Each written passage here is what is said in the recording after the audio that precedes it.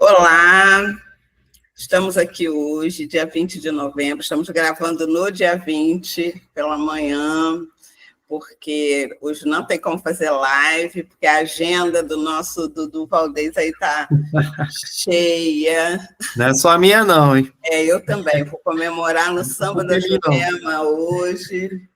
E, no final da noite, pretendo estar no evento lá em Arrozal também, né? Quero ver. Seu Edgar realizando um evento lá em Arrozal, o Cadu vai estar participando. E hoje nós vamos conversar um pouco aqui sobre formação dos profissionais de educação, as relações étnico-raciais, legislação.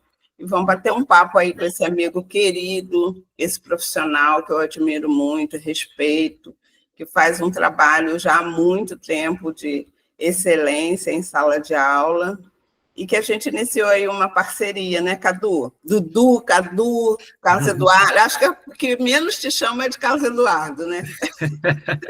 Tudo bem? Olá, Claudinha. Bom dia, boa tarde, boa noite aí para quem está assistindo.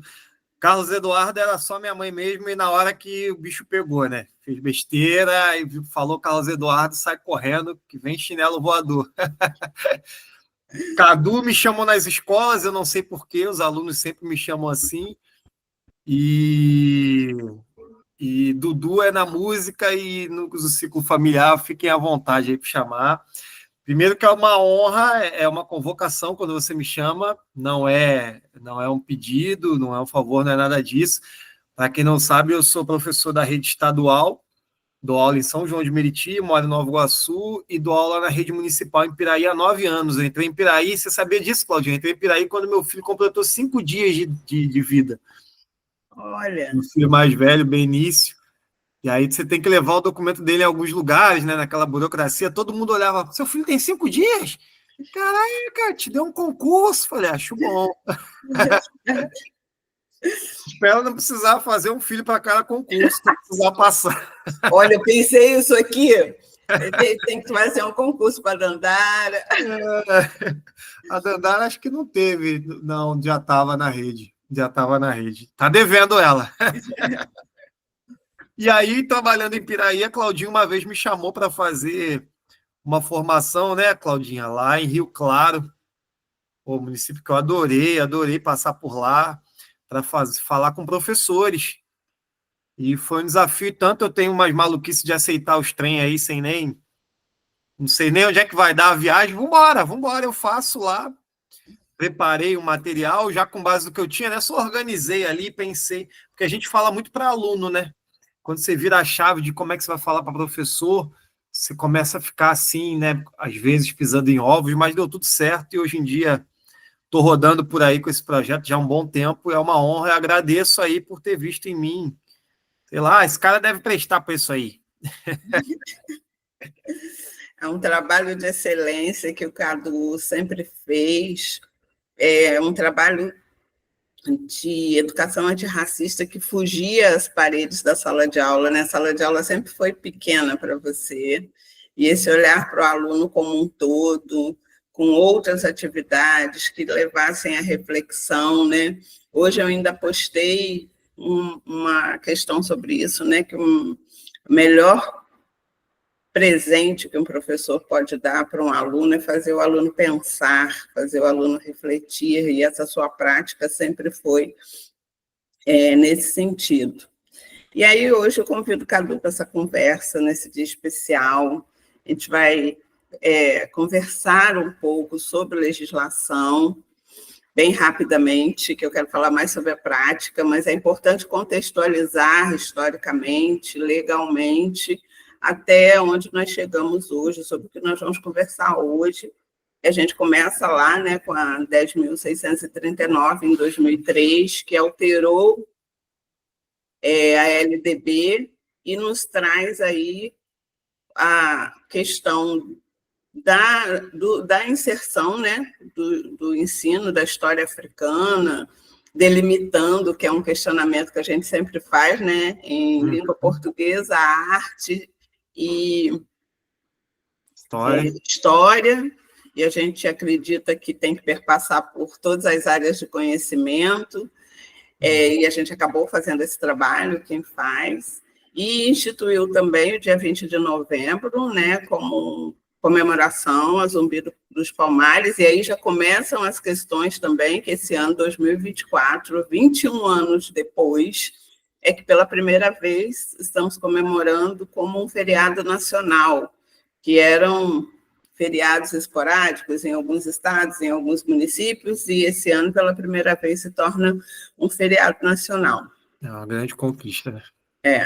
Depois nós tivemos em 2006, que entre 2003 e 2006, essa discussão de como trabalhar, que não tinha material. Aí, em 2006, é publicada as orientações das relações étnico-raciais, um documento também que ficou perdido, não teve o seu conhecimento divulgado, e eu falo muito, né, sobre gestão de processos, porque ela é fundamental para que as coisas se consolidem, a avaliação, o planejamento e a formação, e foi um documento que não teve esse processo e acabou se perdendo. Hoje em dia, são raras as pessoas que conhecem esse documento.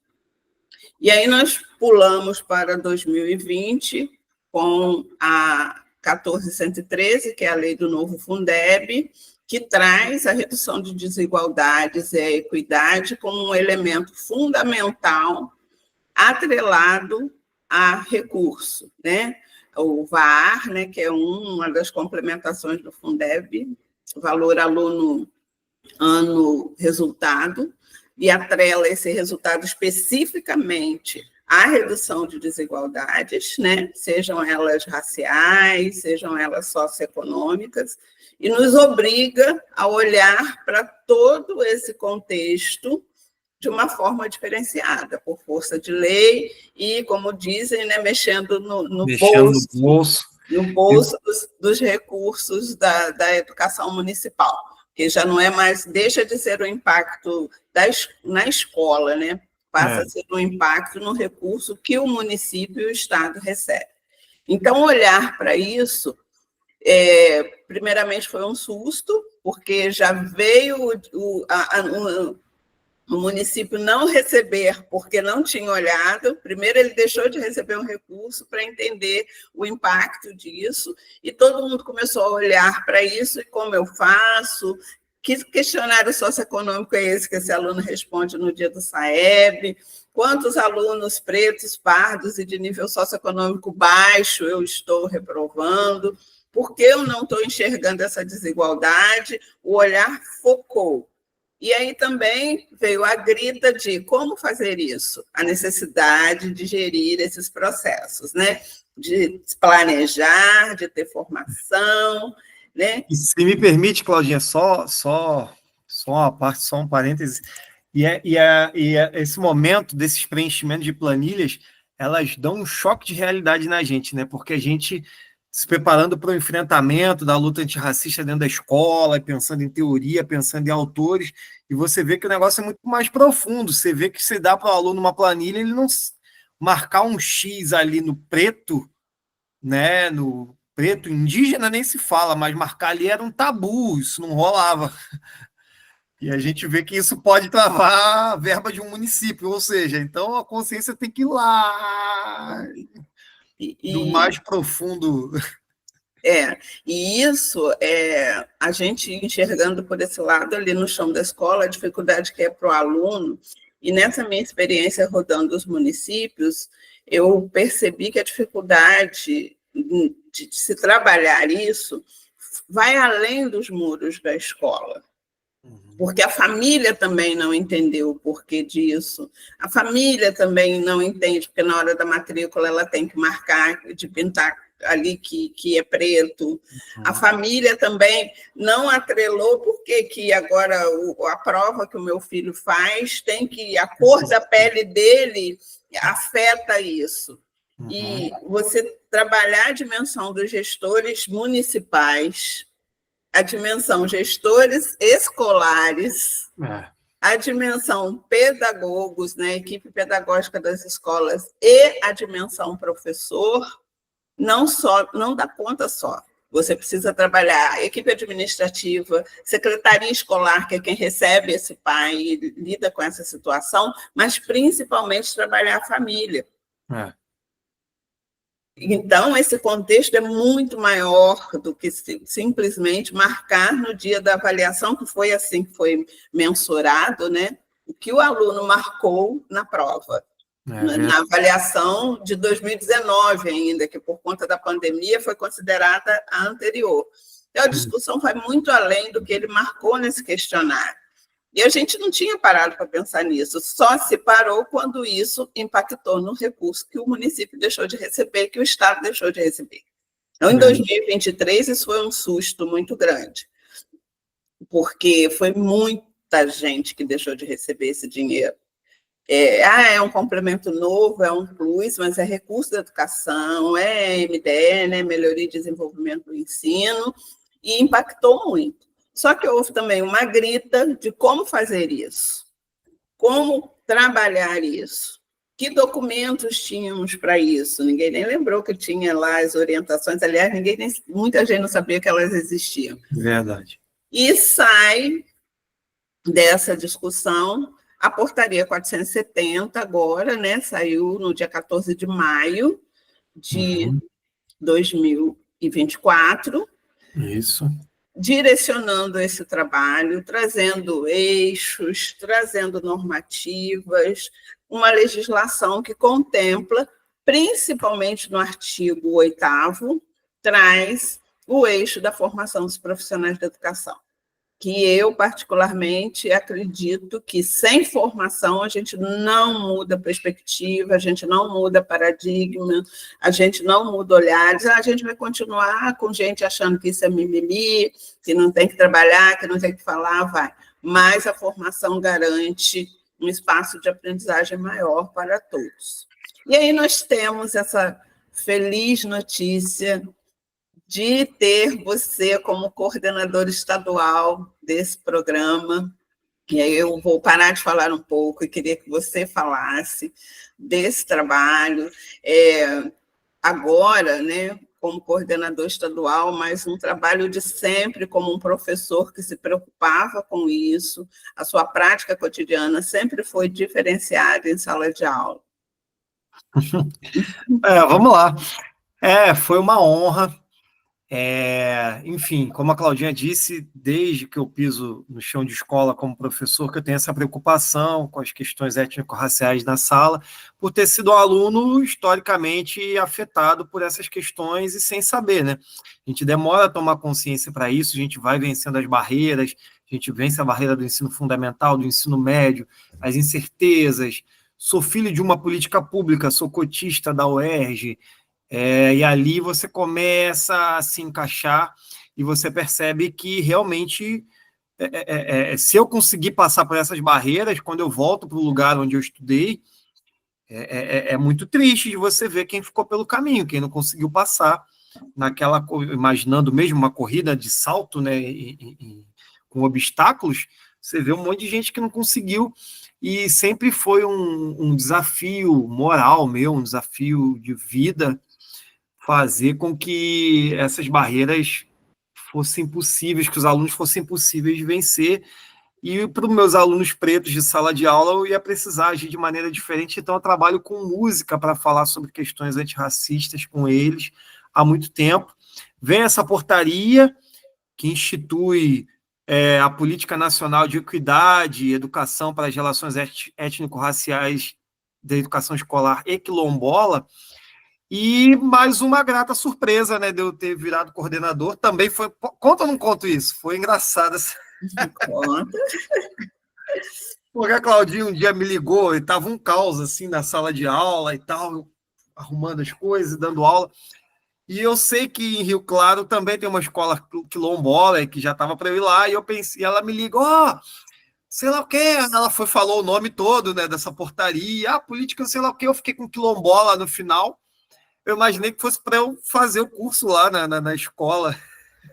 Vai ser muito maneiro, pô, conhecer eles lá e tal. Só que não era, já era uma indicação para isso, e a secretária me ligando, me pedindo currículo, me pedindo um montão de coisa. Eu, Claudinha, tá certo isso? Só fazer uma formação lá, tem que mandar esse montão de treco aí. Cláudia, meu amor, não é isso não, é Mac, tem que ter. Caraca, nem sabia, foi mal, cara, vamos embora. O programa já começou e é muito bacana. Ele está sendo, nas reuniões que a gente já fez até agora, a gente já fez uma reunião nacional, já com mais de 700 pessoas numa live, uma loucura, a gente de todos os sotaques. Mas é muito bom de ver como a galera está enfrentando com muita seriedade essa política. É uma política que vai envolver formação dos professores no chão da escola, diagnóstico de como a 10.639 está sendo implementada, o que está embarreirando a efetivação do ensino de história da África e de afro-brasileiros, indígenas no Brasil. Ela vai envolver diagnóstico, ela vai envolver mudanças na escolha dos livros didáticos, ela vai envolver selo, tá para sair um edital do selo Petronilha, que vai premiar escolas não, que vai premiar redes de ensino municipal que tem boas práticas na política de equidade racial. Eu acho isso muito bacana. Vai envolver o reconhecimento, vai envolver grana, dinheiro, a gente precisa disso. E é bacana porque eles trabalham num sistema de governança onde cada estado tem 2 coordenadores estaduais. É um coordenador para cuidar da Undime, ou seja, das escolas que estão regidas pela Undime em caráter municipal, então eu estou como coordenador estadual, mas cuidando das escolas municipais. Né? Tem uma outra coordenadora junto comigo que foi indicada pela SECAD, que está cuidando das escolas estaduais.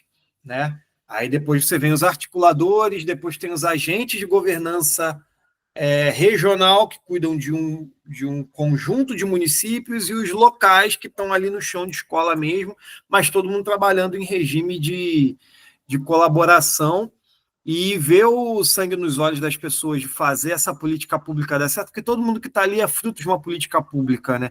Se eu estou aqui é porque a política pública das cotas ela deu certo. E se tem uma coisa que aflige todo mundo que trabalha com questão étnico-racial na escola, é ver o seu trabalho sendo realizado de forma isolada. Né? Eu estou no município de Piraí, estou no estado, todo mundo valoriza muito o que eu faço, todo mundo adora, todo mundo quer que eu esteja lá, mas tem uma hora que você vê que você não tem mais braço para isso, né? Eu estou aqui, eu estou em Piraí, por exemplo, eu estou com uma fila de 5 diretores querendo que eu vá fazer formação no seu colégio. E como é que você faz? Você fica com questões até emocionais ali, né? Que você fica, meu Deus, eu tenho que atender todo mundo. Opa, peraí. Não tem que atender todo mundo, a gente precisa de uma política pública para formar as pessoas para que isso aconteça em toda escola, independente do Cadu. Cadu, Deus o livre guarde, tem um treco aí, o Vasco da Gama dele, que ele torce, dá um treco nele aí, é bem possível. E aí acabou, a gente não vai mais discutir essas questões. Então, quando você transforma, você tem uma política pública dessa magnitude, vão ser 1.500 bolsistas. Né? A primeira reunião foi com 700 e pouco, porque nem todos estão inscritos, mas vão ser 1.500 por todo o Brasil.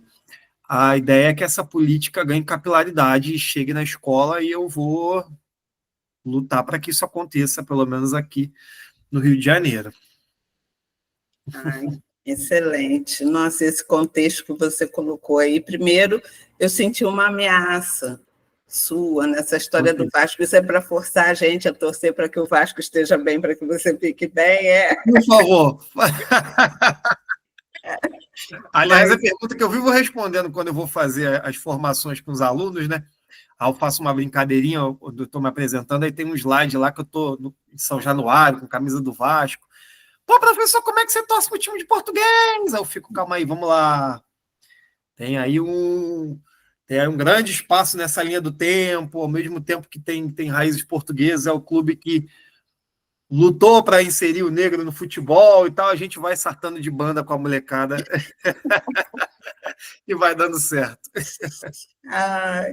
Mas isso que você colocou é muito importante, esse desenho que você apresentou aí para a gente do programa, porque esse programa, dentro da 1413, ele está relacionado ao artigo 14, a 3 condicionalidades importantíssimas. A primeira delas é a condicionalidade 1, que exigiu uma seleção por mérito de desempenho de diretor. E esse programa, como muitos outros que estão chegando agora, vai dar recurso para a escola. Então, essa formação do diretor, com esse olhar, com uma base que agora é referência para o diretor pensar nesse trabalho, é muito importante para que esse recurso não seja como muitos recursos que chegam na escola e se perdem, né? Ele tem um foco que precisa ser entendido, é o trabalho com as relações étnico-raciais, é o trabalho com educação antirracista, é um trabalho com redução de desigualdades, para a redução de desigualdades. O segundo é a condicionalidade 3, que é a que explicita mesmo essa questão da redução das desigualdades raciais e socioeconômicas. Exige esse olhar da escola e das redes municipais agora, pelo que eu já coloquei aqui, de estar atrelada aos recursos. E a condicionalidade 4ª, né, que é o terceiro item, que é o regime de colaboração.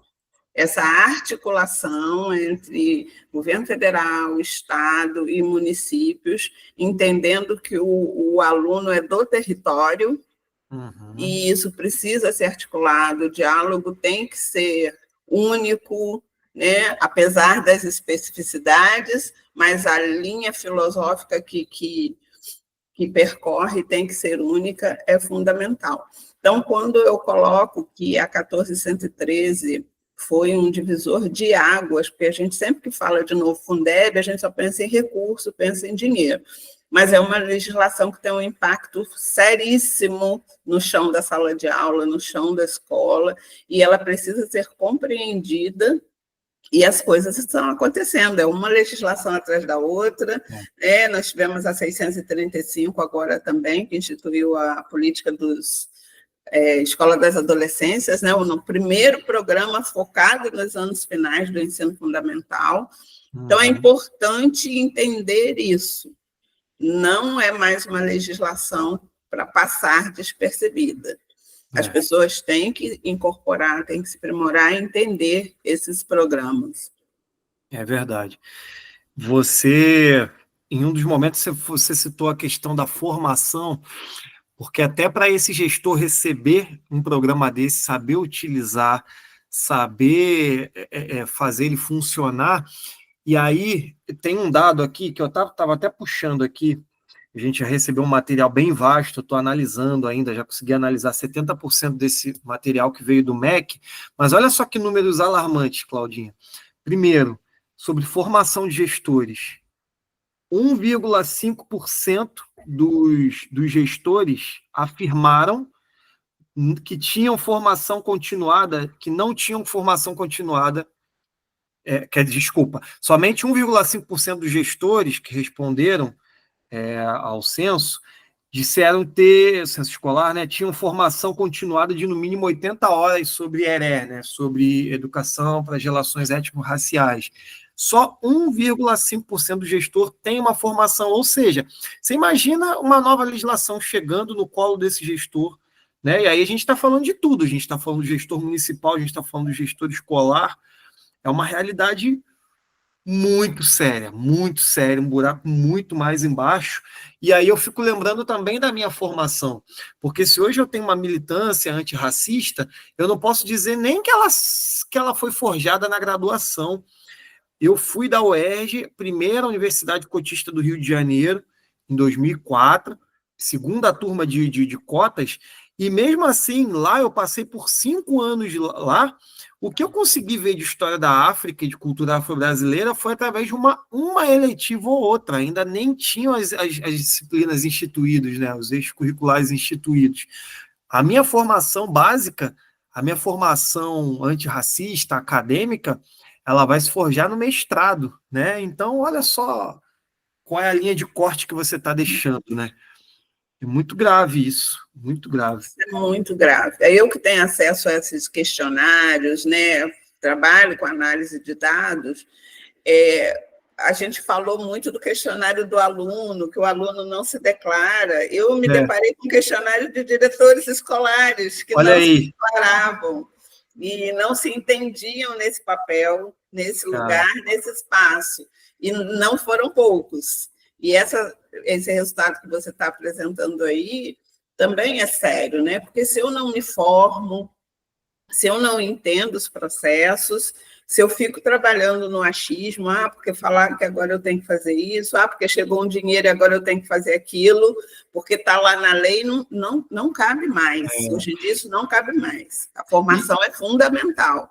E abre porta para coisa que não ajuda, né? Abre porta para folclorização, por exemplo, que a gente mais vê, né, nas escolas que a gente visita, é aquela escola que não tem condições materiais ou humanas de implementar 10.639, chega novembro, bate aquele desespero e você acha que vestir um montão de criança de branco para cantar Samba-Leleta doente vai funcionar alguma coisa, não vai, né? É aquela literatura infantil que não se renova. Tem sido muito bacana conversar também com os professores do primeiro segmento, né? Porque elas vão trazendo as angústias, a dificuldade de trabalhar, como eles estão em dificuldade de renovar uma literatura, de renovar um audiovisual, e que já está sendo fomentado, né? Você tem um monte de editais culturais que privilegiam esse corte étnico-raciais. Então, você já tem um monte de produção de audiovisual muito bacana, mas a gente está preso ainda em algo de 20 anos atrás. Tanto material bacana. Eu sempre levo exemplos, né, do que usar na sala de aula, então sempre fica um clima muito gostoso de troca, e o professor se sente à vontade para mostrar, né? Porque você tem muito medo de se mostrar, né? De, cara, eu estou errando aqui, eu estou com medo de falar o que eu faço em sala de aula, ele brigar comigo. Eu falei, jamais isso acontecerá. E só completando aqueles dados, se só 1,5 dos gestores tem formação com no mínimo 80 horas, quando a gente fala dos docentes, só 0,92 tem essa formação de no mínimo 80 horas. Né? Então, como que você quer mudar uma realidade sem a formação do docente? Sem a formação. Então, já vou aproveitar aqui já para fazer minha função aqui de coordenador do programa, para fazer um baita de uma propaganda, que é assim, essa portaria 470, um dos eixos dela é a formação, que você bem falou, e para tentar dar conta de um passivo tão grande, está sendo ofertado, vai me fugir aqui a quantidade de vagas, mas, se eu não me engano, são 150 mil, se eu não me engano, vagas de cursos online de formação para as ERE, né, que a gente chama, educação para as relações étnico-raciais, e elas vão ser oferecidas por universidades em cada estado. Isso já está acontecendo, poucos estados ainda não lançaram seus editais, o Rio de Janeiro, até a última vez que eu tinha visto, não tinha lançado, quem vai lançar é a Rural, mas fiquem atentos, vai sair esse curso, é um curso gratuito, com certeza excelente, eu conheço os professores da Rural que trabalham essa questão étnica, se está rolando um atraso, certamente é para que venha coisa de qualidade. E aí eu já dou a dica aí para os gestores, deixo o link aí com você, Claudinha, para você compartilhar, para que estimulem seus professores, seus gestores a participarem. É um curso de gestão voltado para gestores e professores. Esse que é o bacana para sanar essa nossa falta, né? Essa nossa escassez. Acho que é imperdível, a gente tem que divulgar isso muito, até porque é uma verba histórica que está sendo depositada nisso, e a gente sabe como é que funcionam as coisas no Brasil. Se a gente não dá uso para isso, se a gente não preenche essas 150 mil vagas, como é que a gente vai pleitear outras 150 mil? A gente precisa de muito mais do que 150 mil. Então, esse é o primeiro passo para que essa portaria vingue e funcione, comece a mudar as estruturas mesmo, é que os professores consigam se engajar, que o gestor consiga fazer o seu professor se engajar a se inscrever nesse curso, que vai ser de muita qualidade e vai chegar no chão de escola mesmo. Ô, Cadu, não sei se você está falando aí, na portaria 635, que é a da Escola das Adolescências, tem um eixo que fala claramente que existe a necessidade da formação, né? nem fala de necessidade, fala da priorização da formação de professores, gestores e técnicos da Secretaria de Educação. Nesse programa, fala sobre isso, os técnicos, você sabe se poderão, aí eu legislando em causa própria aqui, técnicos da Secretaria de Educação também poderão se inscrever, ou eu não sei se abriu para técnico, mas eu consigo, enquanto a gente vai batendo papo, eu consigo puxar o link aqui, tranquilamente, e te passo essa informação. Tomara, né? Tomara. Se não abriu, você, por favor, como coordenador, você coloca lá esse ponto importante. Porque é fundamental. Nesse meu trabalho pelos municípios, eu observo e tenho falado muito disso. O técnico da Secretaria de Educação não é você não faz um curso, você não faz um concurso para ser técnico da Secretaria de Educação. É um cargo que é selecionado pelo secretário, pelo destaque que a pessoa teve na sua unidade escolar, né, pelo prefeito. Então, é uma equipe que se constitui por indicação e que tem que mergulhar nesse universo do estudo, do entender a legislação também, porque senão o discurso não fecha, né? Verdade, o diretor, o professor está tendo uma formação que a Secretaria de Educação não sabe nem para onde o bonde está andando.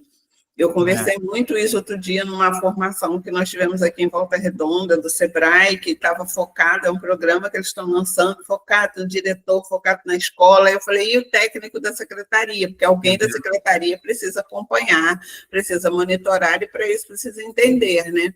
Verdade. No Escola das Adolescências, isso está lá num dos eixos, a formação dos técnicos da Secretaria de Educação. Entendi. Deixa eu trazer mais notícias aqui.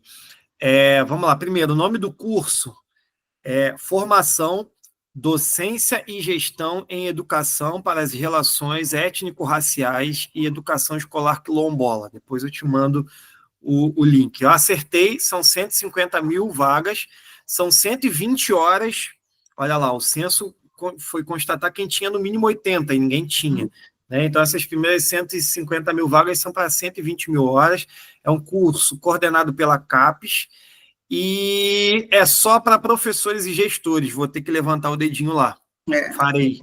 No momento pode me cobrar. Porque é importante. Isso é importante, essa formação de quem forma. Quem forma, né? É a secretaria que conduz, no caso aí, né, por exemplo, você é o técnico também da Secretaria de Educação, além de professor, e está nesse movimento. Mas isso vai de encontro com uma fala sua anterior. É só você, aí você não tem perna para dar conta de tudo. Pois é. Né? Então, precisamos também inserir os técnicos da Secretaria de Educação nesse processo. Verdade. Não só por entendimento, né? Não só por conhecimento, mas realmente por entender e mergulhar nesse universo. Se o racismo é estrutural, não tem jeito. Se a escola reflete essa estrutura, né, você precisa ter desde a primeira pessoa que recebe a criança lá no portão, até a última que ela vai passar por ali, ela precisa dessa formação, até, gente, por uma questão humanitária, né? Ela precisa dessas informações, né? Eu amo fazer essas formações porque é sempre um ambiente muito leve quando a gente sai de lá. Tem os embates, tem os enfrentamentos. Eu penso em música, a gente ouve música, a gente vai estudando com música, rindo, brincando com um joguinho. Sim, mas tem enfrentamentos muito sérios ali. A gente tem questões, a gente toca em feridas ali, que sempre tem gente que levanta a mão, questiona e vai, não sei lá o quê, mas o sentimento é leve. Então, até por uma questão humanitária. Então, o professor e o gestor, eles precisam sair com essa leveza, com esse esclarecimento, com esse empoderamento que ele acaba ganhando, e os meus outros funcionários não. Deixa eu só puxar, Claudinha. Desculpa se você queria falar alguma coisa, mas eu queria puxar outro eixo importante da PENERC, que é o eixo 4, que é o que trata de material didático, né? Você questionou aí. Quem é que forma quem forma? E quem é que escreve para quem vai formar, né? Livro didático, cara. Quando veio a 10.639, o livro didático foi primeiro choque de realidade. nós nos formamos, né, Claudinha? A nossa geração aqui, a gente se formou nós somos gerações que se formou com materiais didáticos que tinha ali 25 páginas para a Revolução Francesa, só gente branca, europeia e de culote, né? Até os sans-culottes, coitados, eles só vão aparecer lá com jacobinos, 2 páginas, fase do terror. E você foi formado com isso, cara, com 20 páginas para a Revolução Francesa, com 12, 15 páginas para a Revolução Industrial. E aí, quando você vai se ver representado, você chega nas páginas de escravidão. Então, o link, mesmo que seja no subconsciente do aluno, o link é imediato. Ah, então eu sou descendente de gente que apanhou pra caramba, tá aí o quadro do Debré me mostrando ele acorrentado e tal, sei lá o que, por mais que mostre uma quituteira vendendo, agente da sua liberdade, esse link ele é imediato. E os livros didáticos eles eram muito insuficientes para essa questão, então tem o eixo 4 da PENERC, que trata de material didático e literário. Então você vai ter, a gente está com editais abertos do PNLD. Foi publicada uma portaria, né, da 37, blá, blá, blá, que institui uma comissão de avaliação de material didático, paradidático, literário, instrucional, para o SECAD e para as comissões, né? Esse processo já está acontecendo e, além disso, vão surgir cadernos pedagógicos, com guia informativo, com orientações didáticas para trabalhar a questão quilombola também, com exercícios, com sugestões de atividade. Então, eu acho que esse também vai ser um ponto muito importante que eu estou depositando muita esperança nessa mudança do livro didático.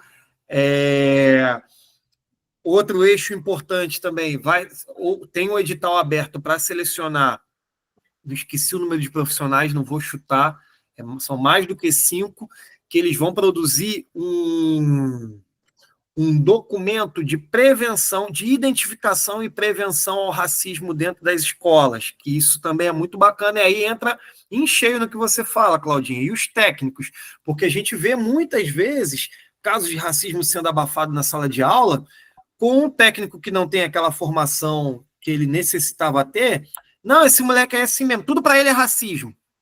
Acabou, você não faz um registro, você não enfrenta aquela situação. Se você não enfrenta, você está colocando embaixo do tapete, tem hora que você nem passa mais de tanta coisa que tem embaixo do tapete, né? Então, essa equipe que está se passando pelo crivo de um edital vai produzir um guia, né, de identificação e de como agir. A partir do momento que aconteceu, o que você faz?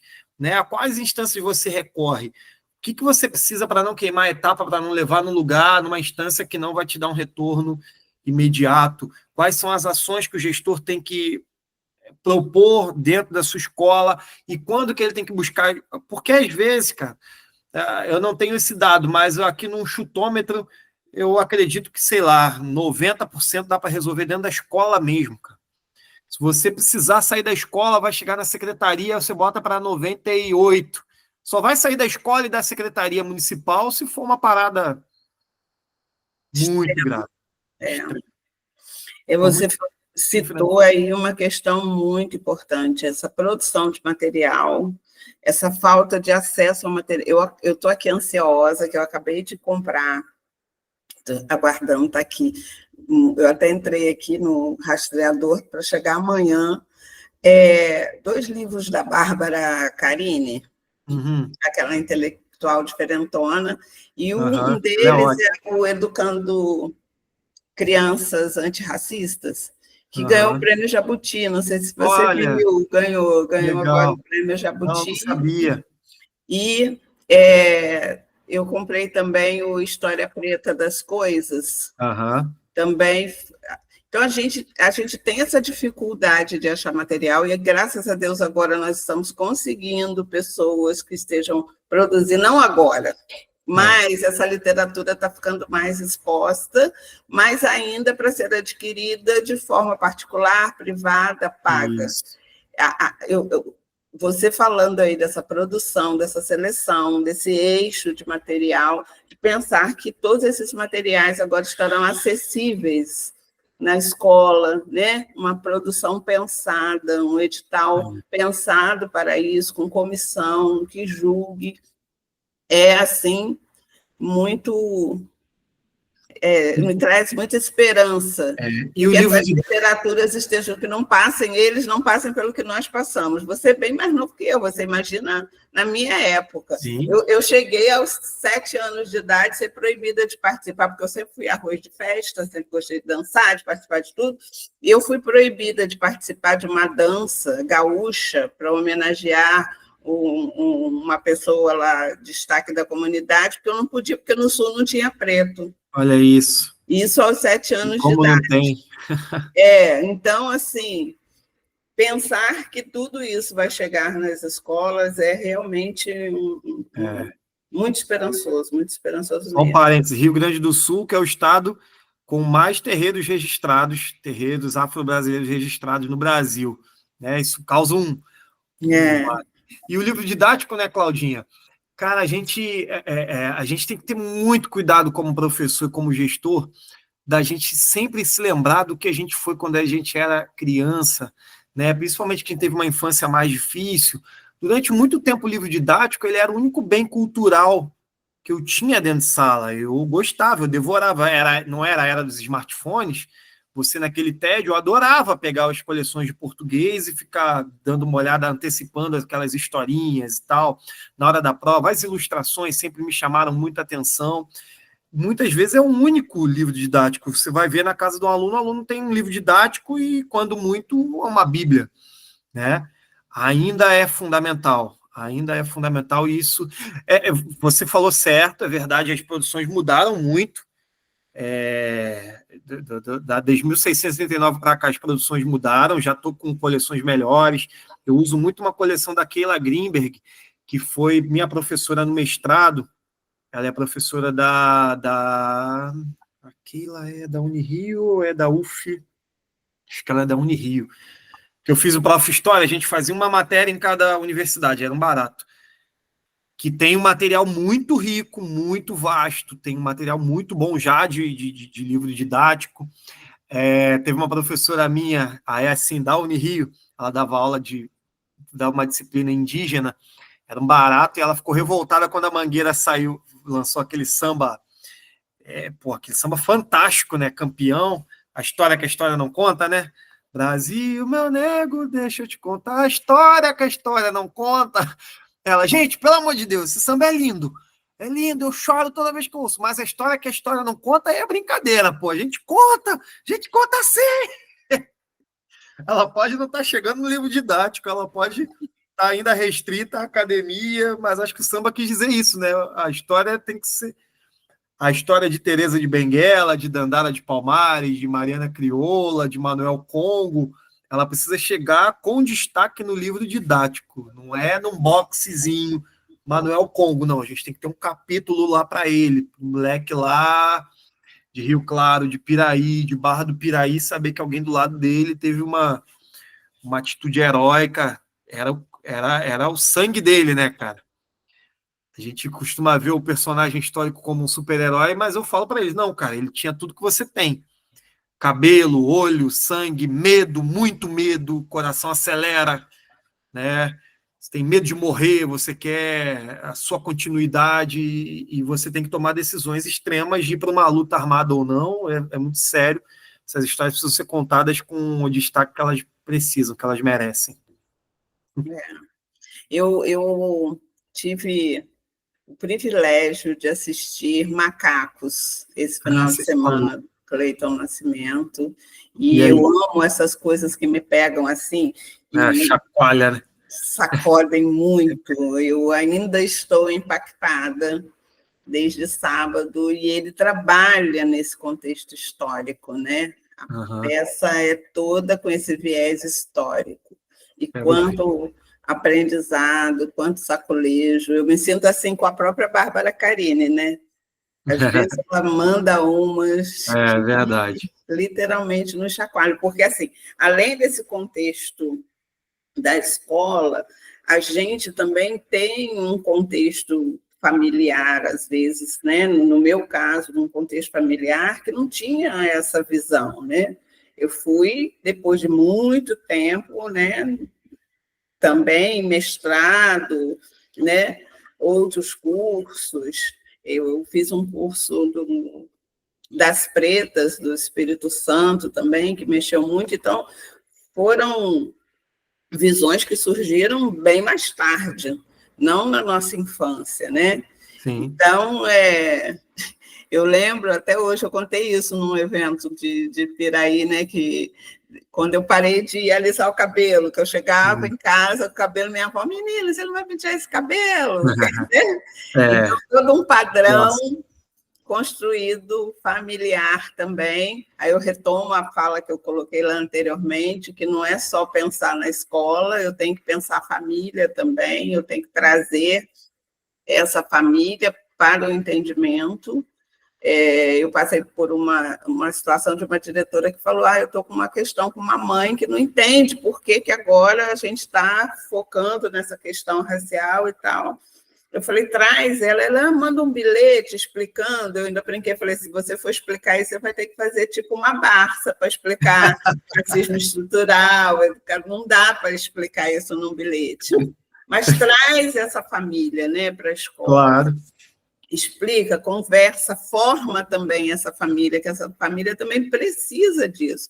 Tanto que a gente tem uma legislação que saiu em janeiro, né, a 14.819, que fala dessa educação psicossocial, né, atenção psicossocial para a comunidade escolar como um todo, incluindo as famílias também. Sim, não só essas questões emocionais, mas principalmente essas questões de formação. Né? Então é isso, Cadu. Você gostaria de falar mais alguma coisa, completar? Vamos convidar o pessoal que estiver assistindo hoje para de Arrozal. Né? Quem sabe dê tempo, lá em Piraí, para quem não sabe, lá em Piraí eu sou professor no distrito de Arrozal, que é quase já Volta Redonda, e lá tem o Jongo de Arrozal, liderado pelo mestre Edgar, que é meu amigão de luta. Gosto muito do seu Edgar, ele está sempre me ligando. Às vezes ele me liga, estou na sala de aula, ele está me ligando e não é para nada, é para trocar uma ideia, ver como é que está, eu acho barato aquilo. Falei, não merecia tanto respeito seu Edgar. E eu, como sou músico, né, gravei um EP, finalzinho da pandemia, 2022, se eu não me engano, chamado Batuques de Luta e Fé, e tem uma música chamada Jongo do Dia 20, que eu consegui gravar o clipe lá em Arrozal. Tem até uma coadjuvante, nem é coadjuvante, né, participando desse clipe aqui, que nessa manhã de hoje aqui. Claudinha participou do clipe rapidinho lá. Toda vez que eu mostro lá na secretaria, quando passa Claudinha, Claudinha! E eu fiz a gente fez o clipe lá, foi muito bonito como o clipe foi construído. Para começar, ele foi em financiamento coletivo. Eu fiz rifa para fazer o clipe, e a comunidade de Piraí, de Arrozal, abraçou, todo mundo vendendo e dando dinheiro a mais lá, e pagamos o clipe. Fizemos o clipe lá com o seu Edgar, com o pessoal do Jongo, porque tem uma curiosidade, Claudinha. Quando eu sou músico, né, antes de ser professor já, eu toco num grupo chamado Zanzar, que ensaia e se apresenta no Circo Voador, na Lapa, né? Quando as pessoas souberam que eu passei para Piraí, que ia trabalhar em Arrozal, todo mundo pirou. Cara, você vai para Arrozal, lá tem um jongo de Arrozal, as crianças devem dançar jongo na escola. Eu falei, vocês estão viajando, os moleques nem sabem o que é jongo. E detalhe, o jongo de Arrozal tem um documentário que já ganhou 2 prêmios sobre o jongo de Arrozal.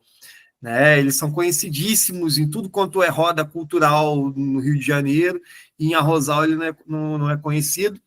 Tudo isso para falar que hoje, às 5 horas, eu estarei lá com o pessoal do Jongo de Arrozal, dia 20 de novembro, às 5 horas. Estarei lá cantando o Jongo do dia 20, vou formar um grande coral com a molecada lá.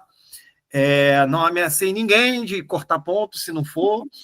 Estou indo por livre, espontânea vontade.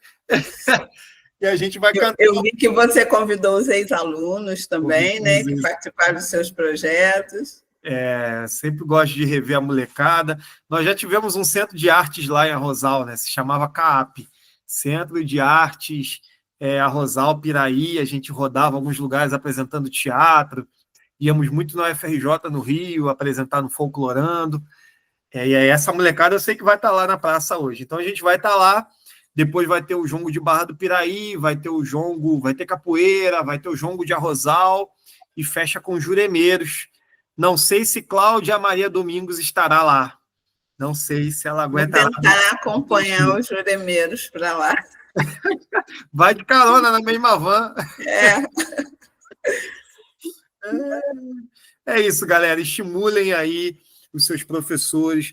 Para quem é gestor, é fundamental que você dê o exemplo, que você conheça a Portaria 470, que conheça o PENERC, para dar o exemplo, para puxar a sua equipe junto contigo. Eu não acredito de forma alguma que vai se conseguir algum resultado, algum VAR, não vai conseguir nada se a gente não enfrentar mesmo. E não porque está cobrando lá, é porque isso interfere mesmo, cara. Isso interfere mesmo no aprendizado do aluno. Meu filho estuda numa escola muito bacana aqui em Nova Iguaçu, que posso falar, é a Rede SESI, mas que eu já estou dando umas catucadas lá, porque eu estou achando que a questão étnico-racial não está sendo trabalhado do jeito que merecia ser trabalhado. Não tem o dia da semana, eles têm uma prática lá de não ter o dia das mães, é o dia da família, não tem o dia disso, é o dia... Ok, beleza, até aí tudo bem. Mas se você quer botar o dia da consciência negra junto com outras coisas que eles botam lá como... Esqueci o nome. Alguma coisa como feira multicultural, ciências e culturas, está sempre misturado ali na feira de ciências. Beleza, mas como é que isso está sendo abordado, né? Eu já vejo alguns efeitos. É um colégio mais mesclado do que outros mais elitistas? Os elitistas você vê uma proporção aí de 95% branco, 5% negro quando é assim. Aqui já é mais igual, já é, sei lá, de repente 60-40. Mas eu já percebo algumas questões chegando no meu filho. Então é por isso, vocês têm que estimular os seus professores a conhecer esse programa, a se inscrever no curso, porque sem isso a gente não vai melhorar nada. A gente vai fazer um montão de simulado, a gente vai ensinar a preencher a planilhazinha, a gente vai estimular que faça a sua avaliação municipal aí, mas você não está enfrentando o problema na raiz, uma hora vai aparecer. Eu falo muito disso, né? Gestão de processos, repetindo aqui que eu falo isso nos meus vídeos, eu falo isso nas minhas formações. Tudo tem que estar amarrado. A avaliação tem que estar amarrada com um planejamento, que tem que estar amarrada com uma formação.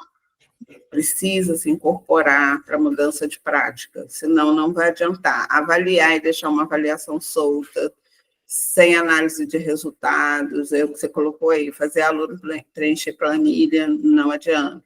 Não adianta. Se não planejar em cima desses resultados analisados, também não adianta. Mas, principalmente, se não formar as pessoas que vão atuar, não vai adiantar nada.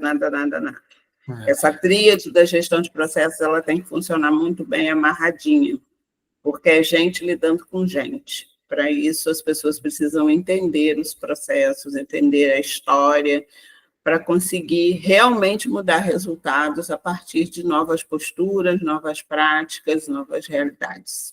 Que senão a gente fica gastando dinheiro e tempo, né, e energia. Tudo muito ruim. Tudo que a gente não tem, a gente está gastando. Exatamente. Dinheiro, tempo e energia jogando no ralo assim.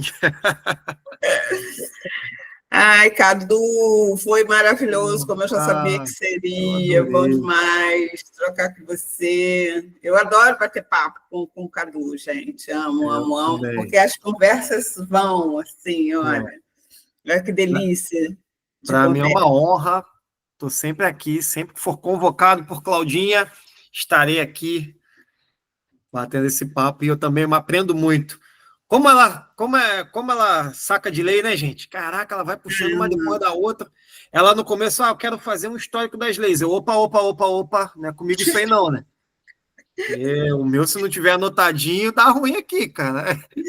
Vamos falar de sala de aula, vamos falar de...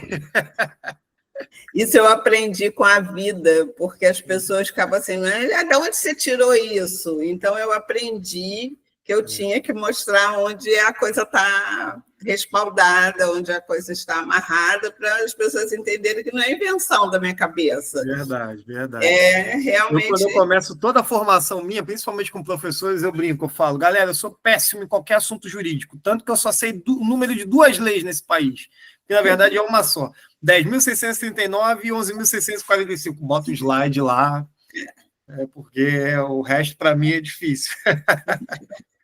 Mas agora está tudo amarradinho, você vê que foi...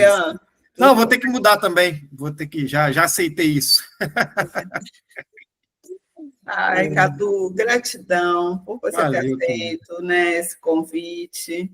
Como sempre, muito bom bater esse papo com você. E sigamos na luta. Sigamos na luta. Daqui a pouco estou subindo a serra, estou mais pertinho de você aí para comemorar esse dia tão importante lá em Rosal. Vale destacar, tudo está sendo preparado pelo seu Edgar. Olha só que cara valente, cara. É um senhorzinho, cara. Ele que chegou, ligou para mim, Cláudio, e falou: pô, Cadu, eu encasquetei na minha cuca que eu tinha que fazer alguma coisa 20 de novembro. Ele mandou ofício para a prefeitura pedindo uma lona e som para fazer o evento. Aí a prefeitura achou aquilo um barato, falou: não, vamos dar a lona, deram um som e aumentaram a programação, contratando juremeiros. Ou seja, olha a agência aí do fazedor de cultura. Ele é um mobilizador de pessoas, com certeza. Ele se movimenta e consegue movimentar. Pois é. Por isso vale a pena subir a serra no feriadão. Seu Edgar, só você mesmo para fazer o subir a serra, feriadão na Consciência Negra, para eu já estar num samba aí, em algum lugar. Mas terei o samba como destino. Então tá bom, um abraço. Valeu, querido. Muito axé. Axé para todos nós. Valeu. Beijão.